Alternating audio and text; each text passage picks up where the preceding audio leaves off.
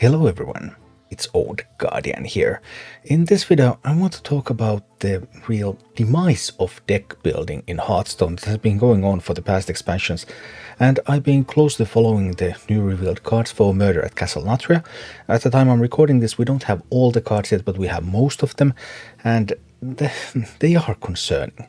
Because there's tons and tons of these parasitic mechanics in Murder Castle Nathria, like these relics for Demon Hunter, for example. Relic of Extinction, Relic of Phantasms, Relic of Dimensions, Artificer Xymox, Relic Vault. That probably, if you want to use relics, you will want to put all of those relic cards into your deck. There's never going to be any reason not to put Artificer Xymox into your deck. Relic Vault I'm not certain about, but you probably want to include that one too.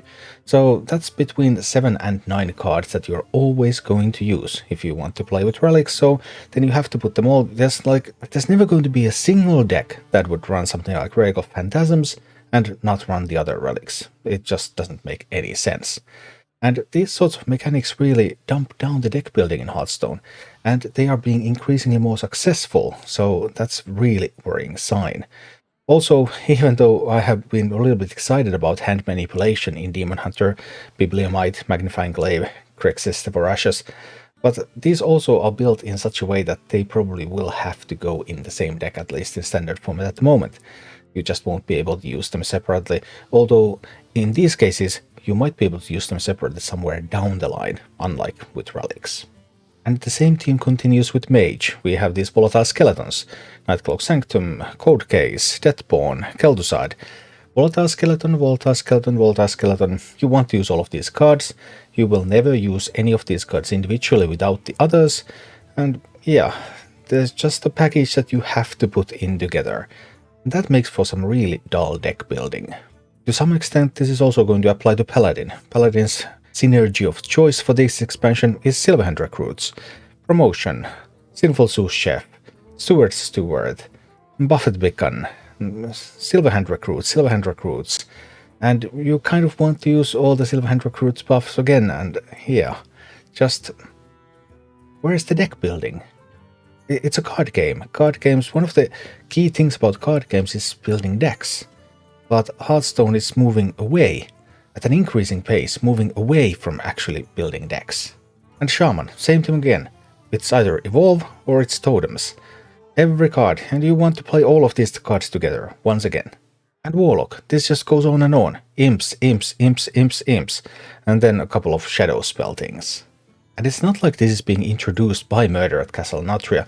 This was introduced at this level basically by Voyage to the Sunken City. It's a fairly recent phenomenon at this level. Like Voyage to the Sunken City, of course, we have Mech Paladins, we have Mech Mages, we have Murloc Shamans. Voyage to the Sunken City was an expansion that was really dominated by these packages. And you have to use all of the cards in the package or they're just useless. Just put all of them in and yeah, that's it. Voyage to the Sunken City probably goes down in history as the expansion that really killed deck building in Hearthstone, and Murder at Castle Nathria doesn't seem to improve that in any way, and that's really concerning. And it's not like Blizzard didn't print packages before.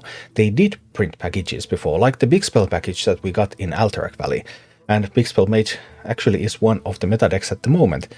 Yeah, we have Balinda, we have Rune of the Archmage, we have Drakefire Amulet. We also have cards like Mass Polymorph and Iceblood Tower. Not all of these cards are run in the same deck. Not all of these cards are necessary to run together. There have been decks, for example, that have not run Balinda, although now Balinda is mainstream. But the ties between these parts of the package are much slimmer than the ties between something like Relics or Murlocs or Mechs. Another example of a similar package from Alterac Valley, the Frost Shaman, Freeze Shaman. We have shamans that use parts of these freeze effects right now in the game, but like Windchill, Frostbite, Sleetbreaker, Snowball Guardian, you can put these together in a deck, but you don't have to. We have seen decks that use Sleetbreaker only. We have seen decks that use Snowfall Guardian only. We have seen decks that put a lot of these pieces together. They work together, but they also work separately, and that is something that is really missing from the current Hearthstone design for already 2 expansions now. And this really is unprecedented in the history of Hearthstone. Consider something like Madness at the Darkmoon Faire Paladin, for example. Madness at the Darkmoon Faire was the last time Paladin was trying to push that Silverhand Recruit synergy. And yeah, they had Raxian, balloon merchants, day at the fair, carnival barkers. The thing is that, okay, these cards were designed to work together, but they sucked, so they didn't really actually affect the meta. These cards just didn't see play.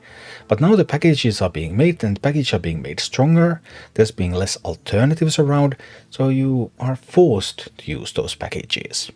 The real main predecessor to this package thinking is Libram Paladin from Ashes of Outland.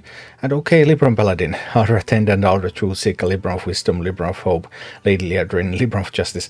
This was a very tightly knit package, and it was a package that dominated the life of Paladin for almost 2 years. It actually didn't get started that well. There have been some changes, like Hydra Attendant has been buffed, for example, in order to actually make it playable. And they also later on added Libram of Judgment. So the Libram package wasn't ready when it was printed. It didn't immediately become dominant. Once it was fixed, it became the pretty much only way to play Paladin for a very long time. And you would have thought that, hey, this would actually give Blizzard the idea that maybe this package thinking isn't a great idea, because then it just locks an entire class into some kind of thinking for an extended period of time. But that doesn't appear to be their conclusion at all, because then in United in Stormwind, they started this Pirate Warrior thing with Raid the Docks, Defias Cannoneers, Stormwind Freebooters, Harbor Scamps. Pirate Warrior also was a package that really needed new cards constantly being added, and Blizzard has supported this archetype a lot. So for some reason, Blizzard seems to be drawing the exact reverse conclusion. Like, instead of saying, hey, this is kind of forcing this class to be a little bit too much of this single thing.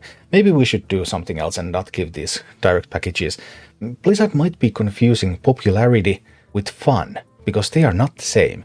Decks can be popular because they are very strong, they're very easy to put together, so people just don't have a lot of alternatives. I want to succeed, I'm going to play this deck. Does that mean that I have fun playing this deck? No, that does not mean that I'm having fun at all. But if we only look at numbers and say, hey, that Quest Warrior seems to be pretty popular. I think people love Quest Warrior. And that is not something that you can really infer from the numbers. Luckily, there are some glimmers of hope in Murder at Castle Nathria as well, like this whole Dormant Wild Seed thing in Hunter, Spirit Poacher, Battlecry summon a random Dormant Wild Seed, Stack Charge, deal damage summon a random Dormant Wild Seed. They just revealed Wild Spirits, it wasn't even added to their site yet, but I saw it on Twitter. And yeah, these Dormant Wild Seeds, for example, you can play Spirit Poacher alone in a deck. You could play Stack Charge alone in a deck. You don't have to combine all of them together.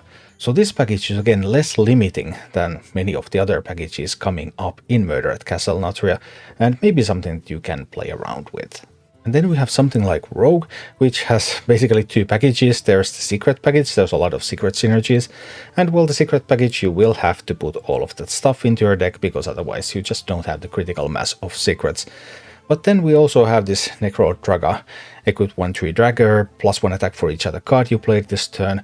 So how can I play as many cards per turn as possible? Now we get to actually work with some various cards and build our own deck, instead of just going with, hey, I have this package of like 15 cards and I'll put this in and we'll see how we fill the gaps. So we'll see.